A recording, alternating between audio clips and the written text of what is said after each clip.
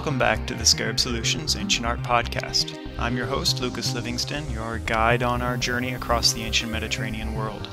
Last time in episode 11, the Parthenon Frieze Part 2, we continued to inch toward our understanding of the Persian influence on the Parthenon Frieze.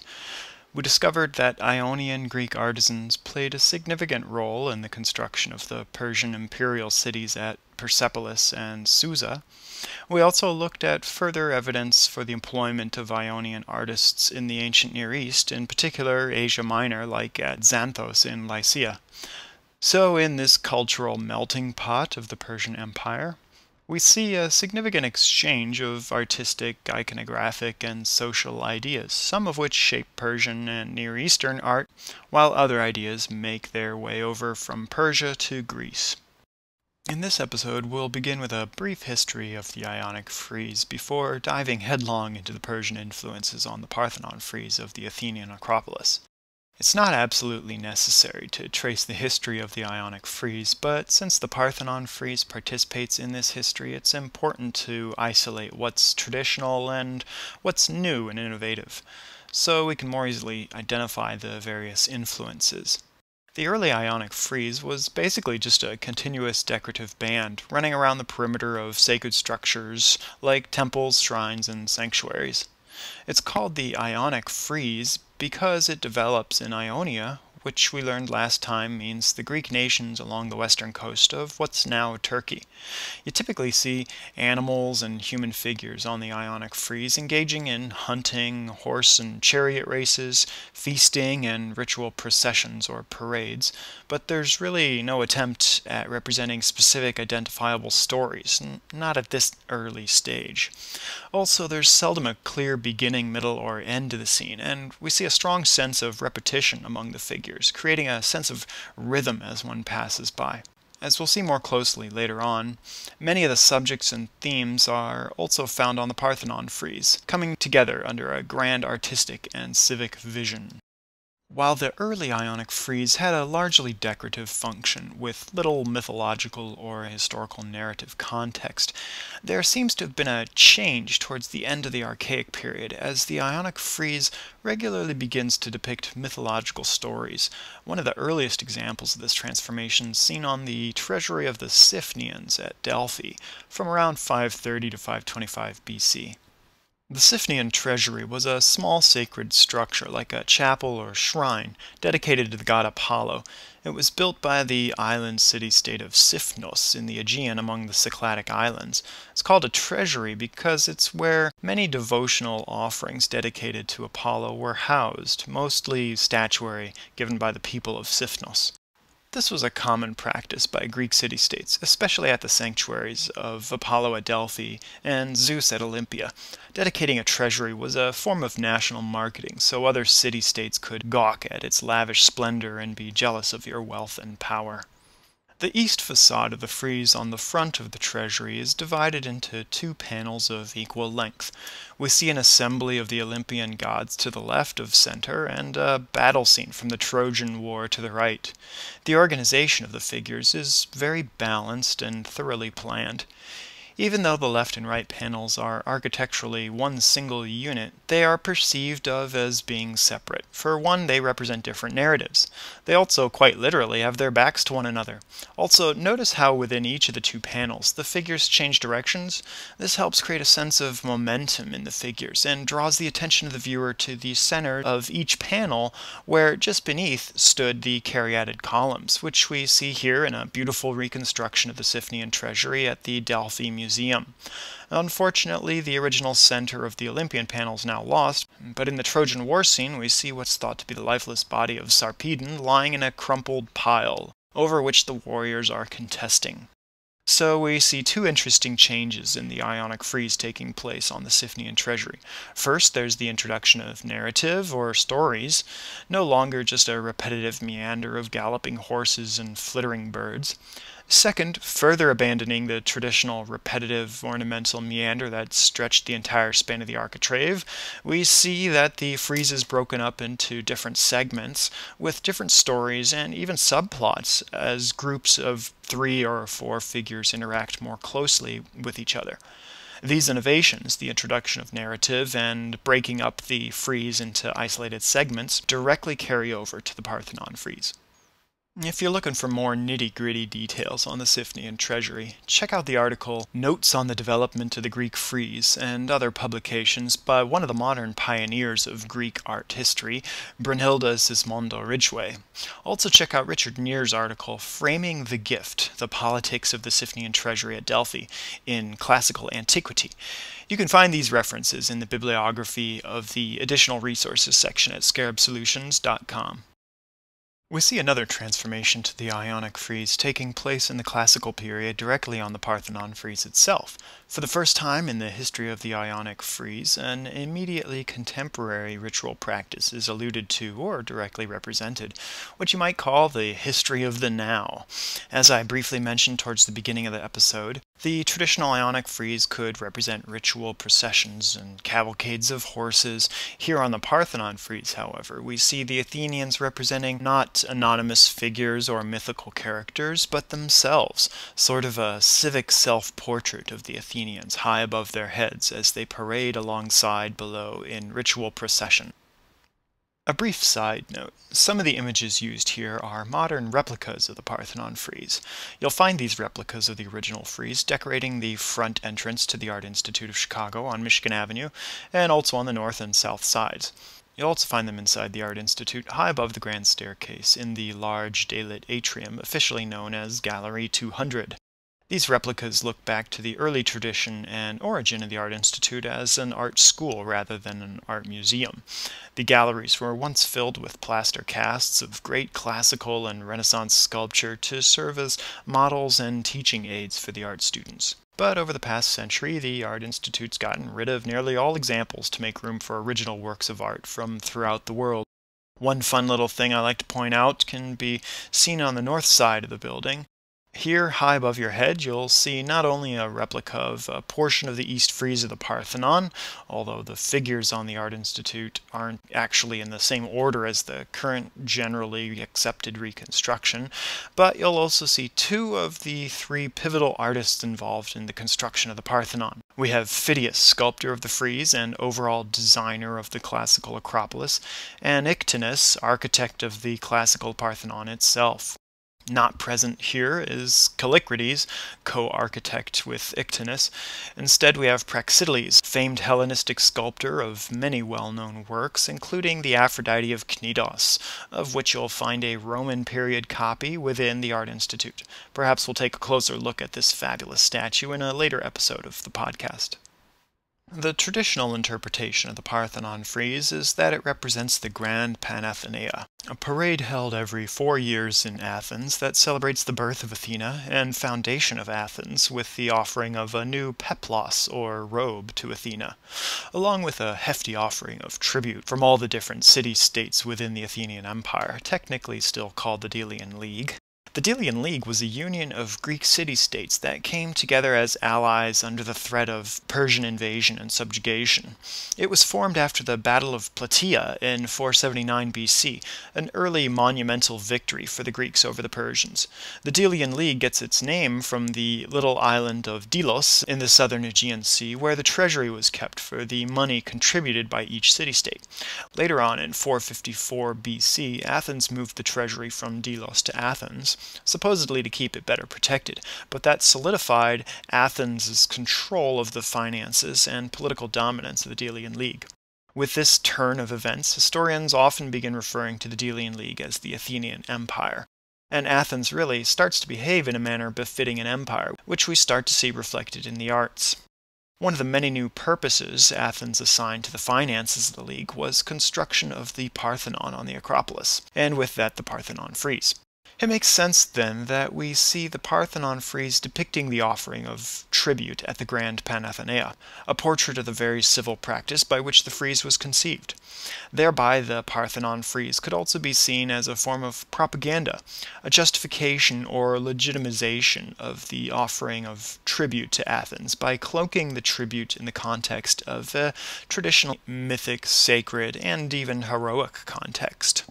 As a side note, there are a few other interpretations of what the Parthenon frieze might depict. If you're interested in exploring some alternate theories, like the representation of the sacrifice of the daughter of Erechtheus, check out, for starters, Joan Connolly's 1996 article, Parthenon and Parthenoi, a mythological interpretation of the Parthenon frieze, in the American Journal of Archaeology, volume 100, pages 53 to 79. So why the big change? What caused this shift from an anonymous, almost generic representation of procession on the traditional Ionic frieze to a very specific Athenian parade on the Parthenon frieze during this new Athenian imperial age? And I kind of just gave away the answer there. This is where we come to the Persian influence. Persepolis and the Athenian Acropolis show a pretty similar function when you look a little more closely. Both sites were ritual centers for their civic festival processions. Both sites functioned as bureaucratic and administrative capitals of empires, and both sites served as treasuries to house the tribute given by subject nations of their empires. These functional similarities could have led Athens to emulate the architectural model of Persepolis and the programmatic vision of Persia, her imperial forebearer, whose government Athens, oddly enough, came to parallel more and more in the wake of the Persian War. Similarly, it's probable that Athens chose to model the Parthenon frieze in part after the Apadana reliefs at Persepolis to demonstrate a similar sort of civic pride and to pay respect to their national and now imperial godhead Athena. For over a century before beginning the new classical period Acropolis in 447 BC, Athens built little major monumental statuary or sacred architecture. Phidias was the artistic director of the building program on the Acropolis under the auspice of the great Athenian democrat Pericles. Phidias gets credit for the general design and layout of the Parthenon's frieze and sculptures, and most likely for the initial models of the sculptures, but numerous artists and craftsmen from Athens and the many subject nations to the Athenian Empire were employed to execute most of the actual carving on the Parthenon. By employing Ionian craftsmen, Athens sought to create an artistic style immediately relevant to and representative of this age of Athens as the new cosmopolitan center of the Mediterranean and leader of a pan-Hellenic empire. Under the administration of Pericles and the artistic genius of Phidias, Athens carefully designed a new monumental architectural tradition, incorporating the local Doric order and the now more so than ever relevant Ionic order. Thus, the Ionian artists brought with themselves to Athens their traditional frieze design, and along with that their recently acquired ideas of Persian imperial propaganda. We already mentioned some of the functional similarities between Persepolis and the Acropolis. Let's look at some of the artistic similarities and perhaps some similarities in the way one might experience the two architectural wonders. The audience hall at Persepolis, called the Apadana, was the building used at the capital of the Persian Empire to receive the tribute-bearing ambassadors of the subject nations. Emphasizing this function, the Apadana prominently displays extensive reliefs depicting the dignitaries with Persian and Median escorts lined up in a huge ritual procession paying honor to their ruler, patron, and protector, the Persian king. Similarly, the Parthenon frieze depicts a great assemblage of Athenians in festive ritual procession to honor their protector and patron goddess, Athena. There's no sense of domination or malevolent subjugation in the Apadana reliefs by some tyrannical, oppressive superpower. The ambassadors are peacefully guided by Persian and Median escorts, holding hands with each other and with the lead dignitaries of each foreign party. Similarly, on the Parthenon frieze, the Athenians leading sacrificial victims and bearing gifts for their goddess are themselves being led by Athenian marshals. With Athenians guiding themselves in a ritual procession to the deities of the East Facade, the implication here seems to be that Athens is divinely sanctioned to rule themselves, which is befitting of the placement of mortal Athenians at the culmination of the ritual procession on the east side of the frieze, the holiest external location of the Greek temple. The Olympian gods are actually pushed from the center of the Parthenon frieze, and mortal Athenians engaging in an offering to Athena take their place. With this, Athens effectively elevates herself to a sort of divine status, or the closest there is among Greek peoples. Similarly, at the center of the Padna reliefs was the king, the closest human being to the divine, if not himself a living god, and around him the king's court, where dignitaries present tribute to their patron. The event is so ritualized, so emblematic as to become in effect the offering of sacrifice to their deity. And then we come to the similarities between the Padna reliefs and the Parthenon frieze that may function more so on a subconscious level. The common experience one might have had when participating in a ritual procession at Persepolis and on the Acropolis. What we're looking at here on the Parthenon frieze are different scenes of a long parade from beginning to end, marching through Athens. Riders at the west end mount their horses and strap on their sandals, getting ready to take off. Horses, riders, and chariots speed along the north and south sides of the temple with the parade in full swing. Participants carry gifts and present sacrificial victims to the divine assembly at the east end, with the ultimate culmination of the festival and the parade being the presentation of Athena's new peplos. Athenian and allied participants walking alongside the Parthenon in the Panathenaic procession would look up at the frieze through the intermittent breaks of the colonnade and see a familiar representation, the same thing that you're doing right there, participating in a religious procession. And to help you engage with the frieze further, the occasional figure even looks out at the participants below. So the real-life participants in a ritual procession are invited to associate themselves with the events of the Parthenon frieze, the Parthenon itself, and the whole Acropolis. And at Persepolis on the Padna reliefs, the same technique is used to encourage onlookers to identify with the figures represented in the artwork, and also with Persepolis itself. And the Padna reliefs are thought to represent the annual festival of Nowruz, the Persian New Year celebration, when dignitaries of the subject nations were obliged to present their annual tribute, not entirely unlike the Panathenaic festival during the Athenian Empire. So, just as the figures in the Padna reliefs are shown lined up marching to their king in a ritual parade, so too would the real-life dignitaries and soldiers be parading during the festival of Nowruz.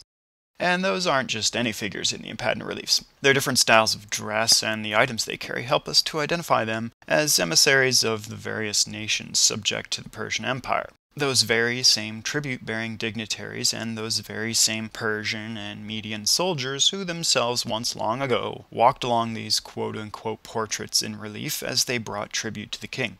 The Padna reliefs even helped to channel the tribute-bearers in procession as they climbed the staircase to the Padna terrace, proceeding inward towards the king.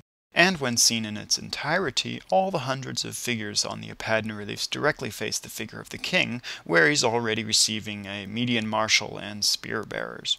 As seen here in this reconstruction drawing of the northern terrace of the Padna from Margaret Coolroot's 1985 article in the American Journal of Archaeology, The Parthenon Frieze and the Padna Reliefs at Persepolis, Reassessing a Programmatic Relationship. So we've seen how the Acropolis of the new Athenian imperial age and the audience hall at Persepolis share a functional similarity as imperial treasuries and centers for tribute from subject nations. They were also both festival grounds for annual parades when the tribute was received, and they both served to unite a diverse group of cultures under a single figurehead. In one case, the divine maiden and protector of democracy, Athena, and in the other, the Persian king, a living god.